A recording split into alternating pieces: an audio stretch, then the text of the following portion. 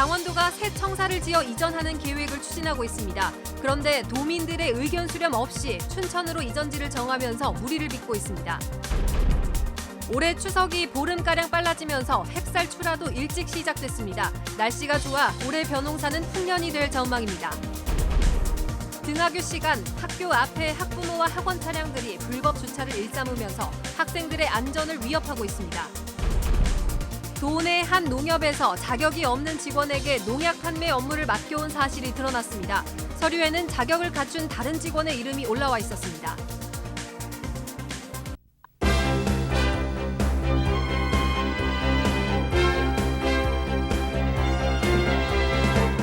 안녕하십니까. 뉴스데스크 원주입니다. 강원도가 낡은 도청사를 신축 이전하는 것으로 사실상 확정했습니다. 그런데 아무런 논의 없이 이전지를 춘천으로 확정 짓는 황당한 일이 벌어지고 있습니다. 김진아 기자입니다. 강원도와 도의회, 강원도민일보가 주최한 도청사 신축 심포지엄입니다. 이 자리에서 강원도 관계자는 도청 소재지인 춘천에 도청사를 신축하는 것으로 확정 발표했습니다. 도청사가 내진 설계에 취약해 리모델링도 불가하다는 진단에 따라 1년 전부터 내부 회의를 거쳐 춘천 관내에 건립하기로 최종 결정을 내렸고, 이는 다른 지역으로 이전할 경우 불필요한 지역 갈등 조장이 예상됐기 때문이라고 밝혔습니다. 그 부분은 도청 소재지 이전의 문제이기 때문에 그 부분을 논의하는 게 아니고 청사를 어디다가 신축할 거냐에 대한 것만 우리가 이제 고민하고 있다라는 걸 제가 말씀드린 거죠. 그래서 다른 쪽으로 가는 문제는 또 다른 차원의 문제예요. 실제로 심포지엄에는 춘천 외에 타 지역 관계자는 초대되지 않았습니다. 행사 후원은 춘천시가 단독으로 했습니다. 154만 도민이 이용하는 도청을 이전하는데 마치 춘천시청을 이전하는 절차와 흡사합니다. 여론 수렴 같은 민주주의 기본 절차가 생략됐지만 춘천에 본사를 둔 언론사 대부분이 문제를 제기하지 않았습니다. 도민들은 강원 100년을 결정짓는 도청 이전 사업을 내부 회의를 통해 결정짓고 일방적으로 추진되는 데 대해 황당하다는 반응입니다. 우리 강원도 전체 도민들의 것이지 춘천의 것이 아닙니다. 그리고 춘천에 이게 60년 동안 있었다고 해서 영원히 춘천에 있으라는 법도 없고, 그러면 앞으로 도청이 새로 지어질 때는 전체 강원도의 100년 대계를 위해서 공론화를 하고. 강원도는 내년 용역을 시작으로 최문순 지사 임기 내 공사를 진행한다는 계획인데 도청사 이전 신축에는 약 2,200억 원이 필요할 것으로 예상됩니다. 도민들은 춘천시청을 이전하는 건지 도청을 이전하는 건지 모르겠다며 공론화를 요구하고 있습니다. MBC 뉴스 김진아입니다. 초등학교 앞을 지나다 보면 아이들을 기다리는 학부모나 학원 차량들을 많이 보게 되시죠. 편하려고 잠시 불법 주차한 차량 때문에 우리 자녀들은 매일 도로 위에서 아찔한 순간들을 마주하게 됩니다. 보도에 정다혜 기자입니다. 원주의 한 초등학교 앞. 학교 시간이 되자 학원과 학부모 차량이 하나둘씩 모여듭니다. 곳곳에 걸려있는 불법 주정차 단속 현수막이 무색합니다. 아이를 태우는 차, 아이를 기다리는 차. 이런 차들 사이로 무단횡단을 감행하는 초등학생이 한 대 엉킨 초등학교 앞 하굣길 풍경이 아슬아슬합니다. 등하교 교통지도를 하는 초등학교 보안관은 매일 긴장의 끈을 놓지 못하고 있습니다. 차량들이 보면 그 제 규정 속도를 안 지킵니다. 그러다 보니까 작년도에는 사망사고가 날 뻔한 그런 일이 있었어요.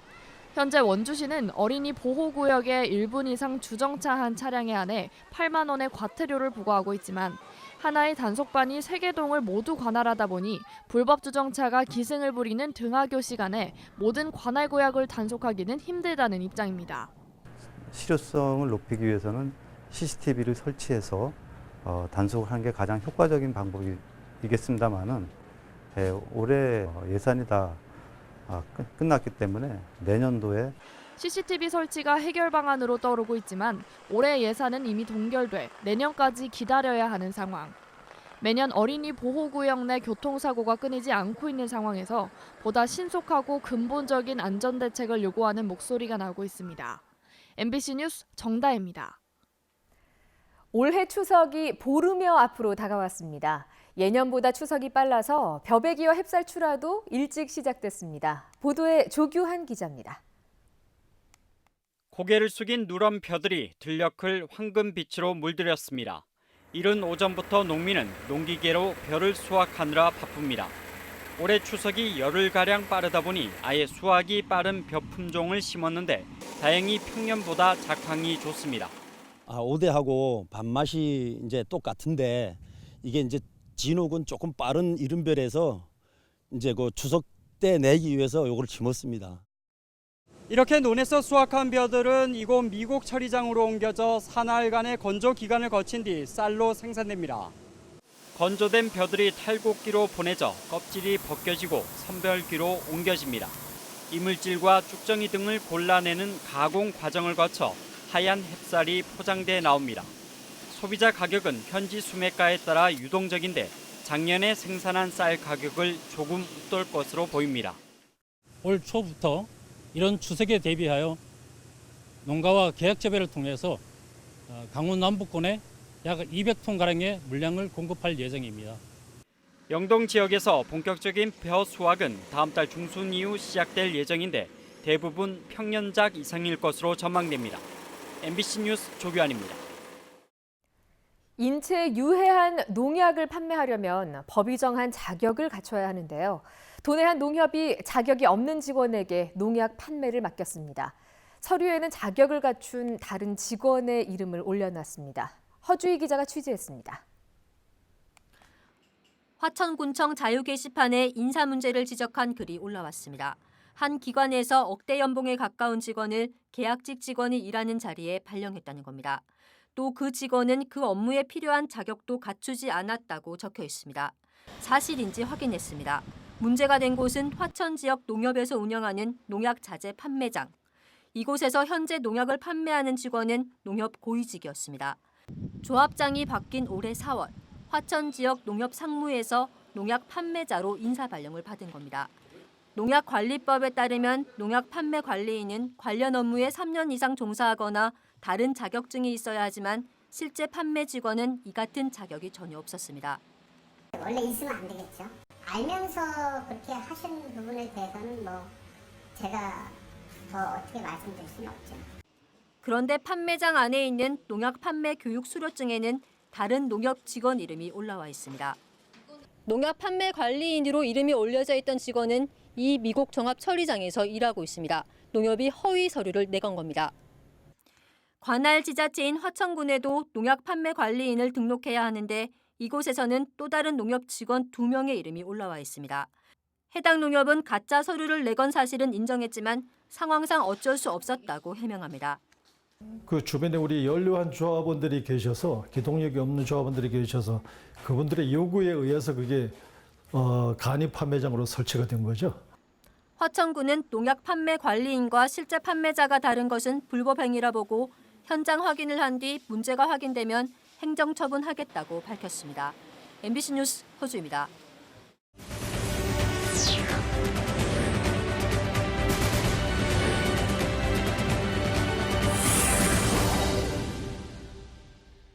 평창 동계올림픽 개폐막식이 열렸던 올림픽 플라자 부지에 평화를 상징하는 예술 작품이 전시됩니다. 평창군은 파이프 조각가로 유명한 이철희 작가가 4.27 남북 정상의 만남을 형상화한 작품을 다음 달부터 1년 동안 전시한다고 밝혔습니다.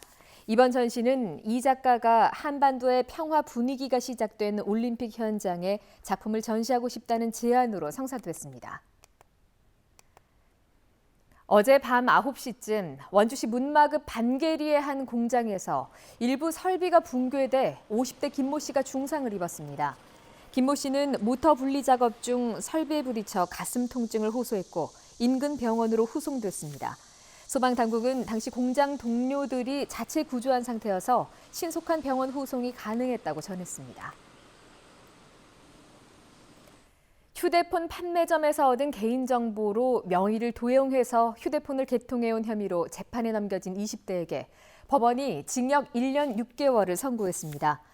춘천지법 원주지원은 29살 권모 씨가 최근 3년 동안 원주에서 휴대폰 판매점을 운영하며 명의자의 허락 없이 9,344만 원어치의 휴대전화 72대를 무단으로 개통했다고 판시했습니다. 권 씨는 수집한 정보로 345번에 걸쳐 KT에 신규 가입을 하고 휴대폰을 개통해온 것으로 드러났습니다. 재판부는 휴대전화 할부금이나 이용료를 명의도용 피해자들에게 떠넘기는 등 권 씨의 죄질이 불량하다고 설명했습니다. 건강보험시임사평가원이 오늘 추석맞이 직거래 장터 더 신평마켓을 열었습니다. 강원 곳간, 원주시 농특산물 유통협회 및 청년연합회 등 사회적 경제기업을 포함한 총 17개 업체가 참여하는 더 신평마켓은 한우, 과일, 한과 등 추석 세트와 전통 음료, 간식, 제철 농산물 등을 판매했습니다.